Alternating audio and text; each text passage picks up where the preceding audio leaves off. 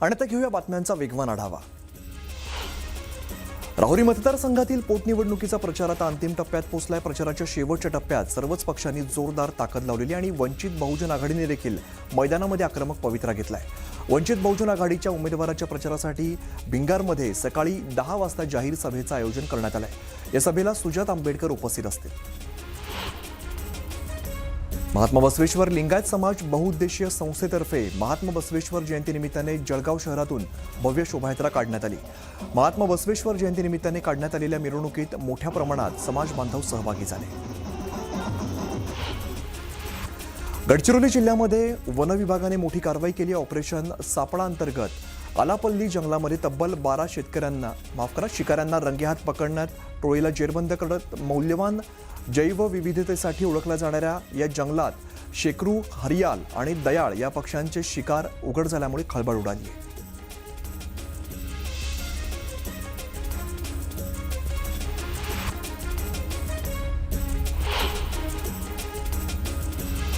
अकोल्याला वादळी वाऱ्याचा तडाखा बसला। या वादळी वाऱ्यामुळे अकोल्यातील गायगाव ते पारस या रेल्वे स्थानकादरम्यान ओव्हरहेड वायर तुटल्याची घटना घडली। या बिघाडामुळे अकोला मूर्तिजापूर तसंच बडनेरा ते भुसावळ दरम्यान धावणाऱ्या काही प्रवासी गाड्या तब्बल 1 ते 2 तास उशिराने धावल्या। परिणामी प्रवाशांना मोठा मनस्ताप सहन करावा लागलाय। विरार ते अलिबाग हा 128 किलोमीटरचा बहुउद्देशीय वाहतूक मार्गिका MSRDC कडून उभारण्यात येणाऱ्या प्रकल्पाच्या 31,793 कोटी रुपये खर्चाला प्रशासकीय मान्यता देण्यात आली आहे। प्रति किलोमीटरला 3,000 कोटींचा खर्च अपेक्षित आहे। या मार्गावरील देखभाल दुरुस्तीसाठी 40 वर्ष टोल वसुलीचं कंत्राट देण्यात येणार आहे आणि हलक्या वाहनांना 765 ते 1,000 रुपयांचा टोल भरावा लागणार आहे।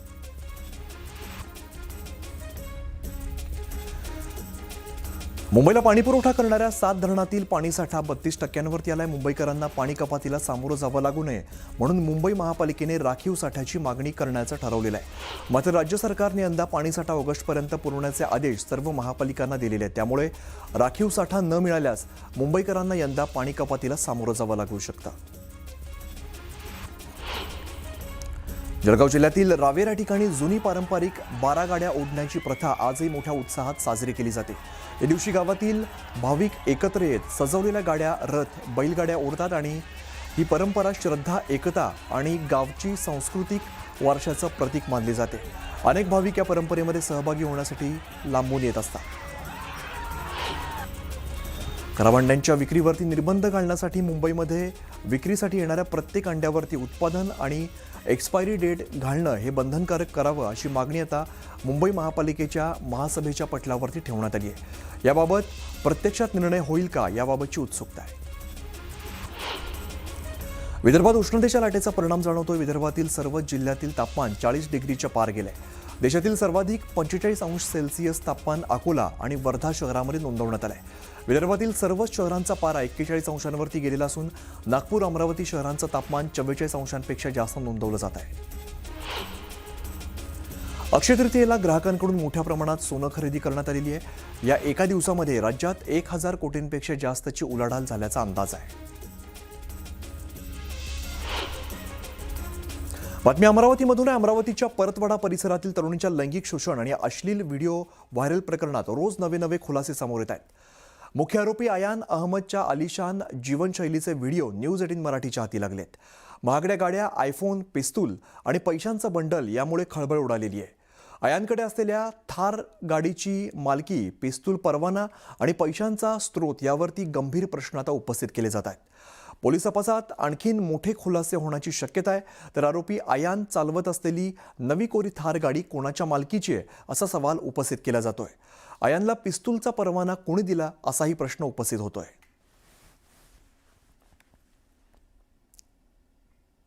पुढची मोठी बातमी आपण बघूया। महिला आरक्षण विधेयकावरून महायुतीने आक्रमक भूमिका घेतलेली आहे। मुख्यमंत्री फडणवीसांची आज पत्रकार परिषद पार पडणार आहे। सकाळी 11 वाजता मुंबईत ही पत्रकार परिषद होणार आहे। महिला आरक्षण विधेयकावरती मुख्यमंत्री बोलण्याची शक्यता असून पत्रकार परिषदेतून मुख्यमंत्री इंडिया आघाडीला घेरणार आहेत। या पत्रकार परिषदेला भाजप प्रदेशाध्यक्ष रवींद्र चव्हाण, नीलम गोरे, आदिती तटकरे या उपस्थित असतील।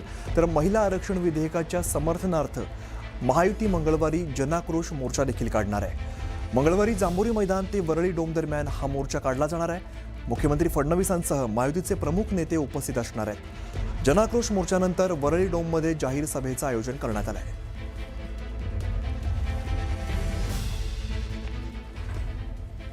आता उर्वरित वेगवान घडामोडी. पुण्याच्या ससून रुग्णालयातील परिचारिका पुन्हा संपावरती जाणार आहेत. 21 एप्रिलपासून ससून रुग्णालयातील परिचारिकांनी बेमुदत संप पुकारलाय. राज्य पुरातत्व विभागाने युनेस्कोच्या जागतिक वारसा यादीत मराठा लष्करी वारसा स्थळांच्या संवर्धनासाठी महत्त्वाची पावलं उचलत 4 ऐतिहासिक किल्ल्यांवरती दुरुस्ती आणि जतनाच्या कामांना सुरुवात केली आहे. रायगड, शिवनेरी, सिंधुदुर्ग, प्रतापगड या किल्ल्यांचा यात सहभाग आहे. राज्यात एका बाजूला शेकडो शाळा अत्यल्प पटसंख्या असून सुरू आहेत, तर अत्यल्प पटसंख्या असलेल्या शाळांमध्ये शिक्षकांची मोठी कमतरता आहे. परिणामी कमी पट असलेल्या शाळांचं अस्तित्व आणि शिक्षकांच्या नोकऱ्या या दोन्ही धोक्यात आलेल्या आहेत. मुंबईत पश्चिम रेल्वेच्या भागामध्ये असलेल्या दादर स्टेशनवरती प्रवाशांना सर्व प्लॅटफॉर्मवरती सहज पोहोचता यावं, तसंच स्टेशनवरील गर्दीच्या व्यवस्थापनासाठी नवीन डेकचं बांधकाम सुरू केलेलं आहे. नवीन डेक हा इंग्रजी एल आकारामध्ये असेल. तो प्लॅटफॉर्म 1, 2 आणि 3 या पादचारी पुलांशी जोडला जाणार आहे. या डेकद्वारे स्थानकावरील अंतर्गत जोडणी सुधारण्यासाठी 6 एस्केलेटर तसंच 3 लिफ्ट आणि 6 जिने उभारले जाणार आहेत. अक्षय तृतीया निमित्ताने कोल्हापूरमध्ये अंबाबाईच्या हिंदोळा सोहळा उत्साहात साजरा करण्यात आला. संध्याकाळी देवीला फुलांनी सजवलेल्या चांदीच्या झुल्यावरती विराजमान करत सनई ताशांचा गजरात झोके देण्यात आले. देवीच्या पारंपरिक दागिन्यांनी आकर्षक शृंगार करण्यात आलेला होता. यावेळेला महिलांनी हळदी कुंकू कार्यक्रमात सहभाग घेत कैरीची डाळ तसंच पन्ह असा नैवेद्य अर्पण केला. कोल्हापुरात रात्रीच्या दरम्यान वादळी वाऱ्यासह पावसानं हजेरी लावली. हातकणंगलेतील हुपरीमध्ये एका शेतकऱ्याच्या शेतातील नारळाच्या झाडावरती वीज कोसळल्याची घटना घडली. भारतात दरवर्षी पावसाळ्यात डेंग्यूचं संकट गडद होतं. डेंग्यूचा वाढता धोका लक्षात घेत आरोग्य क्षेत्रातून दिलासादायक बातमी समोर आली आहे. भारताने डेंग्यूवरील पहिल्या लसीला म्हणजेच या लसीला अधिकृत मंजुरी दिलेली आहे. 4 ते 60 वयोगटातील लोकांसाठी ही लस सुरक्षित मानली जाते. नाशिक मनपाची आज महासभा पार पडणार आहे. विकास कामांसह पाणी प्रश्नावरती चर्चा होण्याची शक्यता आहे. पाणी आणि रस्त्यांसाठी 2दा विशेष महासभा घेऊन ठोस निर्णय झालेला नव्हता. त्यामुळे आजच्या सभेमध्ये नगरसेवकांकडून अधिकाऱ्यांना जाब विचारला जाणार आहे. शहरातील 40पेक्षा अधिक विकास कामांना या विषयावरती चर्चा अपेक्षित आहे. नाशिकमधून एक महत्त्वाची बातमी समोर येते. TCS कंपनीतील धर्मांतर आणि महिला कर्मचाऱ्यांचं लैंगिक शोषण प्रकरणातून अपडेट आहे. तपासात अनेक धक्कादायक बाबी समोर येत आहेत. कॅन्सरग्रस्त पित्याच्या उपचारासाठी पीडित तरुणीने कॉर्पोरेट जिहाद सोसल्याची सूत्रांची माहिती आहे. कॅन्सरग्रस्त वडिलांच्या केमोथेरपीसाठी औषधं आणि पैशांची गरज असल्यामुळे पीडिता मानसिक छळ आणि अपमान सहन करत राहिल्याची सूत्रांची माहिती आहे. तर दुसऱ्या पीडितेवरती कुटुंबाची जबाबदारी असल्याने नोकरीच्या नावाखाली धर्मांतराच्या छुप्या अजेंड्याला बळी पडल्याची सूत्रांची माहिती येते. आजारपणामुळे वडील अंथरुणाला खिळलेले आहेत. घरात अन्नाचा कण नाही. कुटुंबाच्या पोटाच्या भुकेसाठी पीडितेने सर्व सहन केल्याची माहिती पीडितेने दिल्याची सूत्रांची माहिती आहे. राष्ट्रीय महिला आयोगाने या पीडितांची आपबीती जाणून घेतली. राष्ट्रीय महिला आयोगाने TCS कंपनीत जाऊन तब्बल 1.5 तास चौकशी केली आणि कंपनीतील पुरुष आणि महिला कर्मचाऱ्यांची बैठक व्यवस्था, कामांचे विभाग तसंच कॅन्टीन आणि वेटिंग रूमची देखील पाहणी केली आहे. आज सलग 3ऱ्या दिवशी महिला आयोगाकडून या प्रकरणाची चौकशी केली जाणार आहे. लक्ष्मण गाठोड आमचे प्रतिनिधी आपल्याला अधिकची माहिती देतात. लक्ष्मण, तपास जसा जसा पुढे जातोय नवे अपडेट समोर येत आहेत. महिला आयोगाकडून सुद्धा या प्रकरणाची चौकशी केली जाते.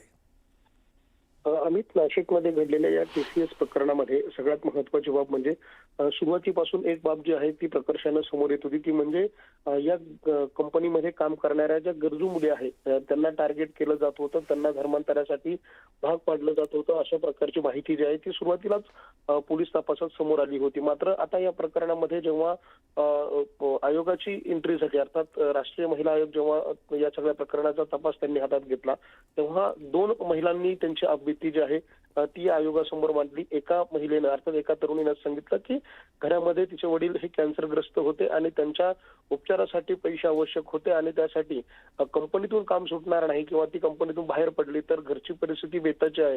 त्यामुळे ती हा सगळा त्रास जो आहे तो सहन करत राहिली. धर्मांतराच्या या सगळ्या प्रकाराला ती बळी पडली, अशा प्रकारची माहिती तिने या सगळ्या आयोगाच्या अधिकाऱ्यांसमोर दिली आहे. तर दुसरी एका महिलेनं देखील अशाच स्वरूपाची आपबीती जी आहे ती या सगळ्याच्या निमित्तानं आयोगाच्या समोर मांडलेली आहे. त्यामुळे दररोज नवनवीन प्रकारची माहिती या सगळ्या प्रकरणामध्ये समोर येते.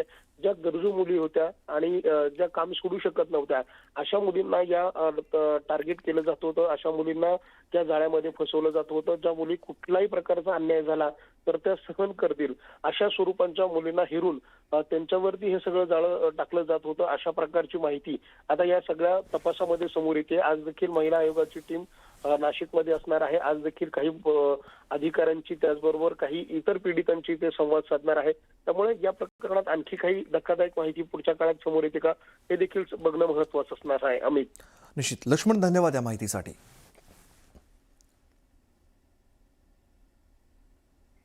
तर नाशिक जिल्ह्यामध्ये TCS प्रकरणातील शफी शेख आणि रजा मेमन या 2 आरोपींना आज न्यायालयात हजर केलं जाणार आहे. दोघांची पोलीस कोठडी आज संपते, त्यामुळे पुढील कोठडीबाबत हा निर्णय होईल. आरोपींवरती धार्मिक भावना दुखावणे, छळ आणि विनयभंगासारखे गंभीर आरोप केले जात आहेत आणि या प्रकरणामध्ये SIT आणि ATS कडून सुद्धा चौकशी सुरू झालेली आहे. आज न्यायालय त्यांना पुन्हा पोलीस कोठडी देणार की न्यायालयीन कोठडी याकडे सर्वांचं लक्ष लागलेलं आहे.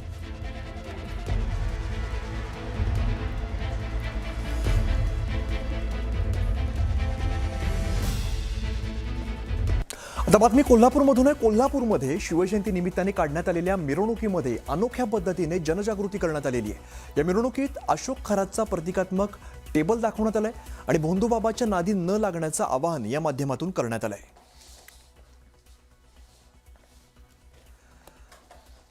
तर अंधश्रद्धेला बळी न पडण्याचं आवाहन कोल्हापूरमध्ये केलं जात आहे. बघा कशा पद्धतीने खराचं टेबल यावरती दाखवलंय आणि अशा भोंदूबाबांना बळी पडू नका असा संदेश यातून दिला जातोय. आणि आता घेऊया बातम्यांचा वेगवान आढावा. परभणी शहर आणि जिल्ह्यात अवकाळी पाऊस झाला. विजांच्या कडकडाटासह झालेल्या पावसामुळे नागरिकांची धावपळ उडाली. शेतामध्ये काढून ठेवलेली पिकं आणि जनावरांच्या कडब्याचं मोठं यात नुकसान झालेलं आणि या पावसामुळे शेतकऱ्यांना पुन्हा फटका बसलाय. पुढील काळात जनावरांच्या चाऱ्याचा प्रश्न गंभीर होण्याची शक्यता आहे. सोलापुरात अचानक दमदार पावसानं हजेरी लावली. शहरासह जिल्ह्यात ढगांच्या गडगडाटासह जोरदार पाऊस झाला. डॉक्टर बाबासाहेब आंबेडकर यांच्या मिरवणुकीदरम्यान देखील पावसाचा जोर कायम होता. सिद्धेश्वर पेठ, मुस्लिम बादशाह पेठ, बेगम पेठ, मंगळवार बाजार तसंच कोतम चौक परिसरात झालेल्या पावसामुळे शहरातील अनेक भागात वीज पुरवठा खंडित झाला आणि नागरिकांना त्रास सहन करावा लागला. बुलढाणा जिल्ह्याच्या खामगाव आणि शेगाव परिसरात विजांच्या कडकडाटासह जोरदार पाऊस झाला. पावसामुळे वातावरणात गारवा निर्माण झाला असून नागरिकांना उकाड्यापासून काही प्रमाणात दिलासा मिळाला आहे. नांदेड जिल्ह्यात काही ठिकाणी अवकाळी पाऊस झाला. नायगाव, धर्माबाद, उमरी आणि भोकरमध्ये वादळी वाऱ्यासह पाऊस झाला. भोकर तालुक्यात तेलंगणाच्या सीमेवर काही गावात तुरळक प्रमाणात गारपीट झाली तर उमरी तालुक्यातील हुंडा तांड्यावरती वीज पडून बैलजोडीचा मृत्यू झाला. अकोल्यात तापमान 45 अंशांवरती पोहोचल्यानंतर अचानक हवामान बदलामुळे काळे ढग, वादळी वारा आणि हलक्या पावसाच्या सरींनी उकाड्यापासून नागरिकांना मोठा दिलासा दिला. हवेमध्ये गारवा निर्माण झाल्यामुळे अकोलेकरांना दिलासा मिळाला आहे. सोलापूर जिल्ह्यातील अनेक भागामध्ये मुसळधार पाऊस झाला. उत्तर सोलापूर तालुक्यातील तळे, हिप्परगा या ठिकाणी वादळी वाऱ्यामुळे पत्र्याचं शेड कोसळलं. या दुर्घटनेमध्ये 13 वर्षीय मुलाचा डोक्यात लोखंडी रॉड पडून मृत्यू झाला आहे. सोलापूरच्या अक्कलकोट तालुक्यात विजेच्या कडकडाटासह जोरदार पाऊस झाला. जेऊरवाडी या ठिकाणी शेतातील नारळाच्या झाडावरती वीज पडून या झाडाला आग लागली. अवकाळी पावसामुळे शेतकऱ्याच्या पिकाचंही नुकसान झालं आहे. धाराशिव जिल्ह्यामध्ये वादळी वाऱ्यासह जोरदार पाऊस झाला. तीर्थक्षेत्र तुळजापुरात जोरदार पावसामुळे देवी दर्शनासाठी आलेल्या भाविकांची मोठी गैरसोय झाली. पावसामुळे मंदिर परिसरात पाणी साचलं असून सावलीसाठी लावलेले पडदे उडून गेले. अचानक आलेल्या पावसामुळे भाविकांची गैरसोय झाली.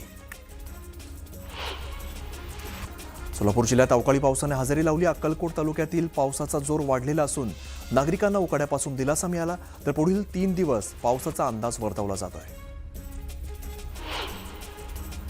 सांगली जिल्ह्याच्या अनेक भागात सोसाट्याच्या वाऱ्यासह मुसळधार पाऊस झाला. तासगाव, कवठे महांकाळ आणि कुपवाड या ठिकाणी झालेल्या गारपिटीमुळे पिकाचं मोठं नुकसान झालंय. तसंच तासगाव तालुक्यामध्ये द्राक्ष शेतीलाही मोठा फटका बसलाय. धुळे जिल्ह्यात वाढत्या तापमानाचा फटका केळी पिकांना बसतोय. गेल्या आठवड्याभरापासून तापमानाचा पारा 41 पर्यंत पोहोचल्यामुळे उष्णतेची तीव्रता वाढली आहे. एप्रिल महिन्यात मे महिन्यासारखी उष्णता जाणवत असल्यामुळे शेतीवरती परिणाम दिसतोय. विशेषतः केळी लागवडीसमोर मोठं आव्हान उभं आहे.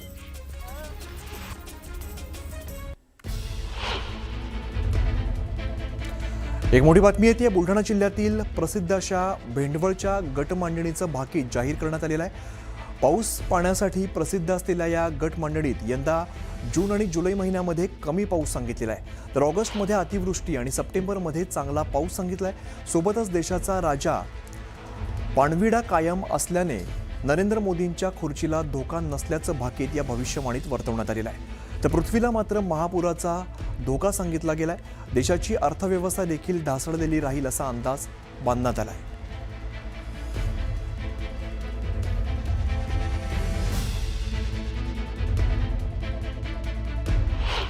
पिकाची परिस्थिती हे साधारण राहील, पण बऱ्याचशा ठिकाणी नासाडी होईल. कारण तिसरा आणि चौथ्या महिन्यात जो पाऊस जास्त दाखवला त्यामुळे नासाडी होईल. पहिल्या महिन्यात जो आहे तो सार्वत्रिक पेर होणार नाही, कमी अधिक पाऊस पडेल. दुसऱ्या महिन्यात मात्र पेर होईल, साधारण आहे तो, आणि अवकाळी पाऊस सुद्धा भरपूर आहे. त्यामुळे पीक परिस्थिती जी आहे ही साधारणतः राहील. त्याच्यात तुरीचं पीक, हरभऱ्याचं पीक, गव्हाचं पीक हे चांगले दाखवतात. कपाशीचं पीक पण चांगलं आहे. त्यामुळे थोडा जे महापूर होतील त्यामुळे नदीकाठच्या लोकांना महापुरामुळे असं पृथ्वीचं नुकसान होईल. देशाची आर्थिक परिस्थिती एकूण एवढी फारशी मजबूत राहणार नाही. संरक्षण ठीक राहील आपलं, पण तणाव. आता उर्वरित वेगवान घडामोडी आपण बघूया. अक्षय तृतीयेच्या नवीन वाहन खरेदी मोठ्या उत्साहात करण्यात आलेली आहे. मुंबईत तब्बल 7,072 वाहनांची नोंदणी करण्यात आली. बुडाळा आरटीओमध्ये सर्वाधिक वाहन नोंदणी करण्यात आली. मोठ्या प्रमाणावरती दुचाकी खरेदी करण्यात आली. एसटी महामंडळाने बसस्थानकं, बस परिसर स्वच्छ ठेवण्यासाठी प्रवाशांकडून प्रति तिकीट 2 रुपयांचा स्वच्छता अधिभार आकारण्यास सुरुवात केली आहे. या माध्यमातून दररोज सुमारे 1 कोटी तर महिन्याला 30 कोटीपेक्षा अधिक रक्कम जमा होणार आहे. मात्र सर्वांवरती अधिभार कशासाठी असा सवाल प्रवासी वर्गातून केला जातोय. आसामची राजधानी गुवाहाटीला मुसळधार पावसानं झोडपलंय. या पावसामुळे गुवाहाटीच्या रस्ते जे आहेत ते पाण्याखाली गेलेत. या पावसाचा मोठा फटका रस्ते आणि रेल्वे वाहतुकीला बसलाय. मुसळधार पावसामुळे सरकारने शाळा आणि महाविद्यालयांना सुट्टी जाहीर केली आहे. ब्रह्मपुत्रा नदीने दिब्रुगड नेमाती घाट या परिसरात धोक्याची पातळी ओलांडली आहे. साताऱ्यामध्ये शिवसेनेच्या बॅनरवरून आमदार महेश शिंदेंचा फोटो गायब झाल्यामुळे चर्चांना उधाण आलंय. उद्या उपमुख्यमंत्री एकनाथ शिंदेंच्या उपस्थितीत जिल्हा परिषदेत निवडून आलेल्या सदस्यांचा सत्कार केला जाणार आहे. या कार्यक्रमाचे शहरात ठिकठिकाणी बॅनर्स लावण्यात आलेत, पण बॅनरवरती आमदार महेश शिंदेंचा फोटो नसल्यामुळे चर्चांना उधाण आलंय. मंत्री भरत गोगावले यांनी रायगडमध्ये मोठं विधान केलेलं आहे. शिंदे साहेबांसोबत राहिले ते मोठे झाले आणि विसरले ते घसरले असं म्हणत गोगावलेंनी ठाकरेंच्या सेनेला डिवस दिलाय. 2022च्या उठावामध्ये साथ दिल्यामुळेच आमदारकी मिळाली, नाहीतर ती गेली असती असं म्हणत त्यांनी तुकाराम कातेंना उमेदवारी मिळाल्याची आठवण करून दिली आहे. महायुती सरकारमध्ये समन्वय असून अंतिम निर्णय पक्षश्रेष्ठींचाच असेल असं म्हणत शिवसेनेचे आमदार किशोर पाटील यांनी मंत्रिमंडळ फेरबदलात मोठे संकेत दिलेले आहेत. 2.5 वर्षांनंतर राज्य मंत्रिमंडळात फेरबदल निश्चित होणार असल्याची माहिती त्यांनी दिली आहे. तसंच स्वतः मंत्रिपदाबाबत बोलताना मला मंत्री म्हणून पाहणाऱ्यांच्या तोंडात साखर पडो असं वक्तव्य केल्यामुळे राजकीय वर्तुळात चर्चेला उधाण आलंय. सांगली महापालिकेत स्वीकृत नगरसेवक निवडीवरून राष्ट्रवादीतील अंतर्गत संघर्ष उफाळून आलाय. गटनेते मैनुद्दीन बागवान यांनी ऐनवेळेला गटनेतेपदाचं नाव बदलल्यामुळे तब्बल 35 शहर जिल्हा पदाधिकाऱ्यांनी शहराध्यक्ष पद्माकर जगदाळे यांच्याकडे सामूहिक राजीनामे सुपूर्द केले. परतवाडा लैंगिक शोषण प्रकरणात मोठी अपडेट समोर आली आहे. जप्त केलेल्या 5 मोबाईलपैकी 3 मोबाईलचा डेटा पोलिसांनी रिकव्हर केलाय. डिलीट केलेले फोटो, व्हिडिओ पुन्हा मिळालेले असून यातून धक्कादायक माहिती समोर येण्याची शक्यता आहे. आता पोलीस आरोपींच्या आर्थिक व्यवहारांची चौकशी करत आहेत. बंधू राजेंद्र गडगेला पोलिसांनी दरबारामध्ये आणलेलं होतं. दत्तधाम दरबारात पोलिसांनी तपास केला. दरम्यान गडगेला 5 दिवसांची पोलीस कोठडी सुनावण्यात आली आहे. यवतमाळच्या राळेगावमधून 34 मुली बेपत्ता झाल्याचा आरोप झाला आणि त्यामुळे खळबळ उडाली. भाजप जिल्हाध्यक्ष प्रफुल्ल चव्हाण यांनी या संदर्भात मानवी तस्करीचा संशय व्यक्त केलाय. या प्रकरणी पोलिसांनी संशयित आरोपी मझहर कुरेशीला ताब्यात घेतलेला असून अधिकची चौकशी सुरू आहे.